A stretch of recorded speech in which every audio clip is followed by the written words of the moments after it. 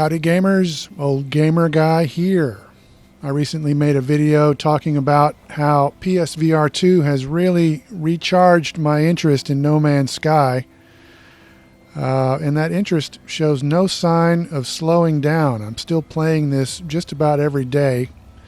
There's my newest ship right there. I still haven't traveled very far, but the most common thing that I've found so far in my limited travels are these gassy plants with this green cloud around it over there. I like to think of them as fartichokes. Right over this little ridge here is actually a very large predator. This is the largest predator that I have found so far. They are not aggressive toward me, but this did make me nervous when he was walking around me and he started looking at me. Flat screen does not convey how large these things look, but yeah, this did make me a little nervous, even though normally they won't attack me unless I attack them. But I thought I would show you what I've been up to since I really haven't been playing anything else. I found this wrecked Sentinel ship. Actually, I encountered this ship in space, and there was a short transmission, and then the ship disappeared, and then I got another transmission with some coordinates, and this is what I found. So it's got some broken components that I need to repair, and so I had to explore this planet a little bit to get 2 or 3 components, and I had to fight some sentinels. But this is actually a really pleasant planet. I'm thinking of building another base here. There is no inclement weather to speak of, just these occasional gravitational anomalies. And once again, flat screen does not convey what it looks like to look out across a big valley like that. Here I am harvesting one of those parts that I need to repair that ship, and you can see the Sentinel AI is not really all that great. There I have my required loot right there, so I could just turn around and run away. Sometimes I do that, just depending on what I feel like doing, but in this case I decided to shoot it out with the Sentinels, and I had to do that 2 or 3 times before I repaired this ship. But once it was repaired and I got inside, there was a pirate attack nearby on some nearby buildings. I guess I could have just flown away and ignored this, but I decided to engage and take out these pirates, and doing so increased my standing with one of the races. I forget which one. Of course, this is not the only flying combat that I've gotten into recently. Sometimes pirates will attack you. Sometimes they're attacking a freighter that you can defend. Sometimes you have a bounty, so you get paid for taking them out. So sometimes there's action, and sometimes I'm just exploring. This is an extreme weather radiation world right here. I don't know how many of these buildings I've found. These are very common sights in the game. Just a mysterious ruined building with some weird alien eggs outside and some weird fog and weird growths. So you do see certain things again and again. But so far anyway, I am just not getting tired of it. I like to just get out and take a walk sometimes, even on this extreme world, which has some aggressive wildlife. The mining beam irritates them, but the bolt caster is a much more efficient weapon. I haven't experimented too much with the weaponry. I've just been using the bolt caster for my handgun and just the basic cannon in the starships. So yeah, eventually I guess I'll start to check out some of that other weaponry. Here we have another planet with some bad weather. It's not an extreme world, but there are occasional ash storms, and it's very hot. This planet has a settlement. I intercepted a planetary distress call, and it was in my mission log for several weeks before I went to check it out. And then there were some aggressive sentinels attacking, and when I took care of them, the grateful citizens made me the overseer.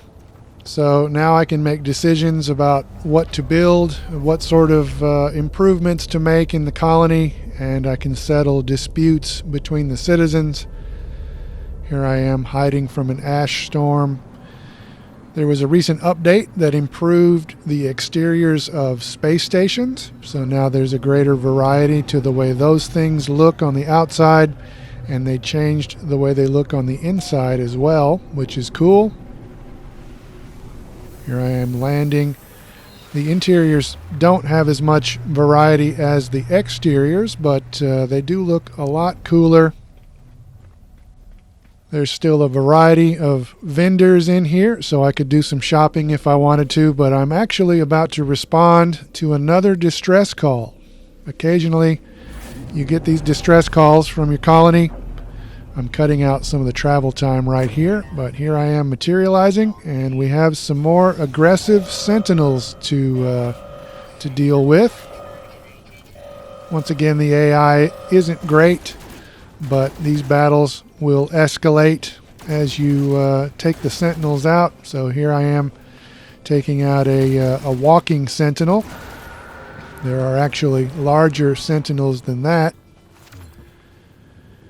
I acquired a freighter and some frigates. This is just a run-of-the-mill regular freighter, and I've got a few frigates that I can send off on missions. This is something that I actually did in the past, back when I used to play. So some of this stuff has been in the game for a long time, and I've just never seen it because improving the graphics and adding content didn't necessarily bring me back to the game. PSVR1 did not bring me back to the game, but now with PSVR2 I am addicted once again. So here I am leaving my freighter, getting into my explorer ship right here. Sometimes I walk around actually standing up, and then when I get in my ship I sit down and have to reset my view. Here I am back on that planet with the gravitational anomalies, just kind of walking around. I think I spent an entire morning just doing this, walking around, and here I am just watching a sunset. Sometimes I'm walking along at night and I have to stop and watch the sunrise. You know, you gotta stop and smell the alien roses sometimes to appreciate your life. I think I will eventually build at least a small base here with a teleporter so I can come back and just hang out. Here's what happens when those gravitational anomalies are going on. So I can just use my jetpack, but you can see my, it's not running out of fuel because the gravity's very low right now, so it doesn't take much to lift me into the air. That's actually a fairly large creature down there. And this is just fun, flying along like I'm a helicopter. Here we are back on the Paradise Moon that I showed you in the previous video. In that video I told you I was thinking about building a base here, and this is what I have been up to on the Paradise Moon. So you can see I have a base here. This is easily the biggest base I've ever had in the game. Got some vehicles over there. There is a hologram of that large predator. The hologram doesn't do it justice. This other hologram is actually the largest herbivore that I've found. Is it herbivore or herbivore? Herbivore, I think. Here is a walking vehicle. Sometimes you have to re-summon this thing because it gets out of whack. Sometimes it will fall completely through the map. So there are little glitches. That greenish thing off in the distance there is an electromagnetic generator. It is hooked up to this biodome, but I have the actual connections are invisible. I have some solar panels on the hill, but not all of them are actually hooked to anything. That middle battery is not hooked to anything right now. Here I have something to harvest the atmosphere, and then some storage, And then let's check out the interior of the base here. Got my base personnel hanging out, and a large refiner, and my teleporter over here. Some more personnel, and then over here we have a biodome where I'm growing a few things. I'm not doing this in any kind of a systematic way. These are just the things that the tutorial has you grow. So I just come in here every once in a while and harvest them. I don't know how interesting this is to anyone. This is obviously quite an old game at this point, but PSVR2 has made it seem very new to me. So yeah, I'm just suddenly very into it again. If I had a better internet connection, I would probably live stream it. But here we are back on that original planet from the beginning of the video, and I'm about to build my my Nautilon submarine. I think this is I think there is one more vehicle I can build. But yeah, this is all just part of the tutorial, just working my way through, building everything at least once. There we have some fish. I think you can tell that I'm quite impressed with PSVR 2, but it really has changed my gaming life. I mean, I was really looking forward to Helldivers 2. I mean, really looking forward to it. And then I was really looking forward to Dragon's Dogma 2.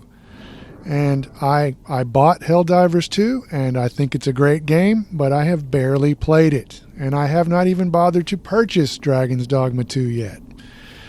So yeah, PSVR 2 has changed my gaming life. So far this year, there have been several things that I thought were going to be must-buys, and I just haven't bothered to buy them because I've been obsessed with this again. What's coming up soon? Prison Architect 2, I think, is coming up early next month. I think I will probably buy that one for sure.